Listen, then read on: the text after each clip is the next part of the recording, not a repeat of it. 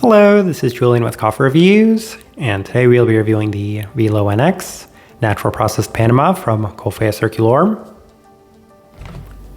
And there's the bag right there. And Coffea Circulor, based out of Gothenburg, Sweden. And this coffee was featured in a recent blind taste test rankings video where it finished 5th place out of 8 Coffea Circulor coffees on that day.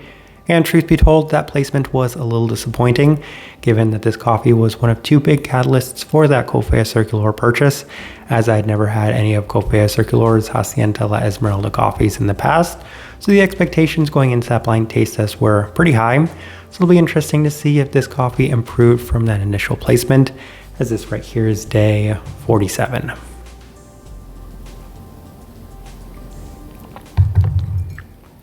And recipe we went with for this coffee was Coffea Circulor's recipe, which is a 15:1 water to coffee ratio, brewed at 93 degrees Celsius, about 199 degrees Fahrenheit. And I like this one best through the Chemex, which does indicate a more medium grind. Roast profile for this coffee.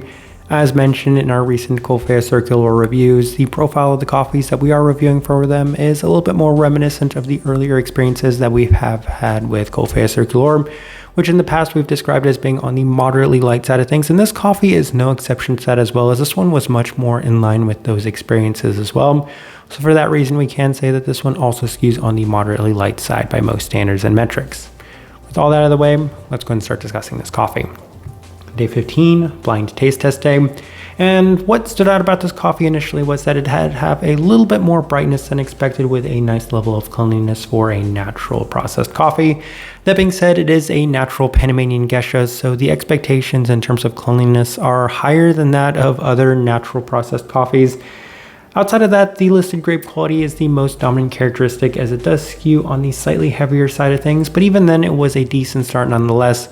And unsurprisingly, after each and every one of those blind taste tests, I do go through each coffee individually, as I do have to take notes for them, and that's what happened with this one, as I do have to say, a little disappointed by the overall heaviness of this coffee, as I was hoping for it to be very clean, but it didn't quite translate in that first impression. So not necessarily the best, but we'll go ahead and move on to day 18 as we opted for the Chemex, and the coffee was surprisingly more toned down than expected, as it wasn't particularly heavy or fermenty, but the grape quality did feel like the most apt characteristic, as it did have that slightly generic dark berry quality that is pretty prominent in more processed coffees. Outside of that, some slight citric brightness yet again, but otherwise a little bit more tame, so still not necessarily the expectations that we did have for this one. Day 21. Through the UFO brewer, and the coffee was the best it had been to this point, largely due to it having toned down a lot of the heavier and more fermenty qualities of it, allowing for a greater focus on that grape berry-like characteristic once again, as there's a little bit more depth to the citric sweetness, with the coffee offering a slightly more clean presentation, but at the same time still pretty intense, pretty direct, and still not necessarily to the extent that we were hoping for from this coffee. Day 24, through the V60 with Coffea Circulor's recipe, and the coffee was the best it had been to this point, as it was offering a cleaner presentation of the listed fruit characteristics, as it's a little bit more tropical, but also better defined in the orange sense, with it being presented a little bit more at the forefront this time around. Outside of that, the heavier berry qualities are still there, but a little less intense, so that in itself was a victory for me. And when I originally saw these coffees, I didn't bother whatsoever to look at the notes. I honestly was going to pick this coffee up regardless of whatever note they put on here, because it was an Esmeralda coffee from Coffea Circulor. But given the experience and seeing that grape note listed on there, it made a lot of sense why this coffee continued to translate in that more heavier sense. Day 27. Through the Chemex with the same adjustments, and the coffee was the best that had been to this point, as there's a better, cleaner presentation of the tropical qualities to it, as it has a more balanced experience with less of the harshness. Up to this moment, we have had a lot of the more harsh characteristics that you can associate with natural processed coffees, but having a more clean experience with the orange being at the forefront and some slight tartness in a berry sense definitely did seem to help this one out, so it was better overall, a nice experience on this day. Day 30, through the V60 with some lower extraction adjustments, so 15:1 at 93 degrees Celsius, and the coffee was back to being a little bit more heavy and fermenty than it had been on some of the recent days, as there's a lot of the prominent tropical qualities to it, but also plenty of the listed grape as well. So more adjustments were still needed, and it did kind of surprise me on this day 30 mark, given that the coffee did seem to be trending in the right direction, and I assumed it's because of the lower extraction adjustments we made. But going even lower in the extraction did not seem to help it. So on day 36, we opted for the Chemex with Coffea Circulor's recipe, and it was better as it's offering a little bit more cleanliness and a little bit more toned down of a heaviness in the tropical fruit sense. So that was honestly what I was going for within this coffee, was to have those heavier qualities, more fermented qualities toned down. So on day 42, final notes we have do the Chemex with Coffea Circulor's recipe, and it was one of the better performing days, as it does have a lot less of the fermentiness with a better presentation of the tropical characteristics to it. So orange once again did seem to be one of the more primary qualities with it, mostly skewing in the listed grape sense with that mentioned orange quality, but also a mango-like characteristic, and the darker perfumey floral qualities that are presented within so many more processed coffees overall. All right, let's go ahead and put up the tasting wheel so you can see what we're getting.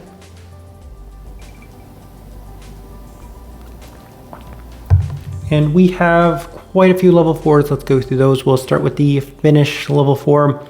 The finish of this coffee, it does have just a slight bit of harshness to it. It does have a little bit of that lingering berry characteristic, and that for me wasn't too bad, given that it didn't have just an overbearing sense to it, as the finish is pretty even. I mean, we'll go through the rest of this tasting wheel and you can see why that is, but the finish was fine. I think given that the overall experience of this coffee was just that, fine. I don't think I necessarily have too much to add to that. Mostly a lot of those fermenty berry qualities to it.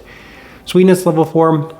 It's not the sweetest, even for it being a natural processed coffee, as all of that does come in the fruit sense, but the fruit sense is just probably a little bit more fermenty or heavy than sweet particularly. So level 4 where we opted to put that, but I do have to state that it's not necessarily the cleanest sweetness to this one. Florality level 4. The note they have listed on here is rose, which is very interesting to me because I did not experience any rose-like characteristics to it. I can see some slight red qualities to this one, but for the most part, it's a little bit more of that heavier violet lavender quality that is pretty prominent within more processed coffees, even then level 4 where we opted to put that. Berry fruit level 4, grape quality, most abundant, most consistent characteristic throughout the entirety of this coffee, which in itself is a little disappointing. I did want this coffee to skew much more on the other qualities, primarily the stone fruit characteristics, but that was not the case with this one. Citrus fruit level 4, I can't quite recall anything outside of the orange quality, but that was maybe one of the better experiences of this coffee, was when I was able to get a little bit more of those orange characteristics to it. Can also see, given there's that tropicality, a pineapple-like quality to it, but it wasn't particularly bitter in any regard. It did come out a little bit sweeter, so that was one of the benefits of the fruit qualities within this coffee. Let's go and move on to level 3s. We will start with the acidity level 3. Not the brightest coffee, though. On some of the earlier days, it did seem to offer a little bit more than the other coffees we were working with from Coffea Circulor.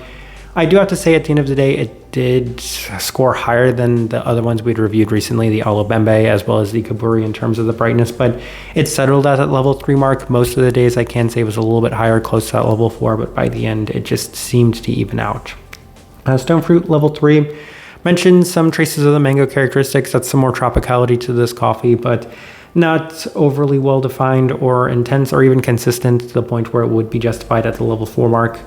Body level 3, plenty of body, and that's kind of interesting. We were brewing this coffee with the Chemex. It's still kind of interesting the way the body did present for all the coffees that we are reviewing from Coffea Circulor, this one included, because in theory I would probably expect it to be a little lighter bodied. And then the final and most important thing worth discussing, cleanliness of this coffee, level 3.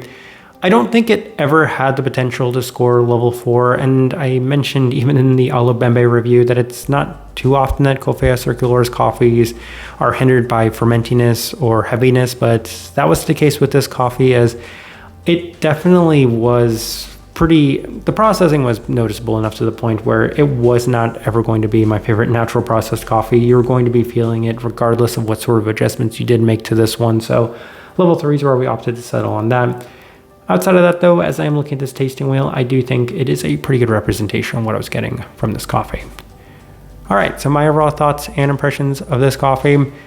Given that I went into it with such high expectations, it definitely was a victim of those expectations, as it did act like so many more processed coffees that we've had in the past.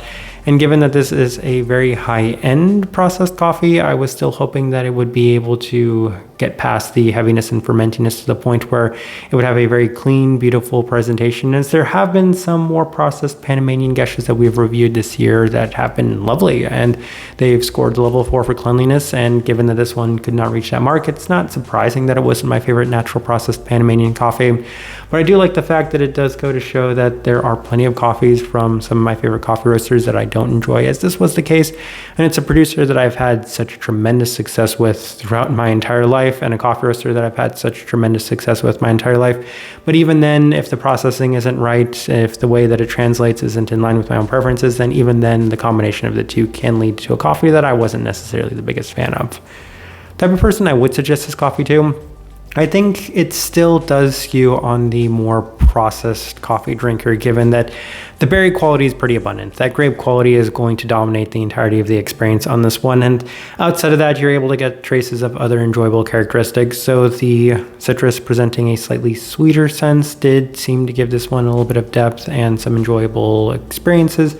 And then outside of that, it doesn't necessarily have the brightest experience and a little bit more body. So somebody that focuses and prioritizes those two specific characteristics isn't the biggest fan of the brightness and does like a little bit more body to their coffee.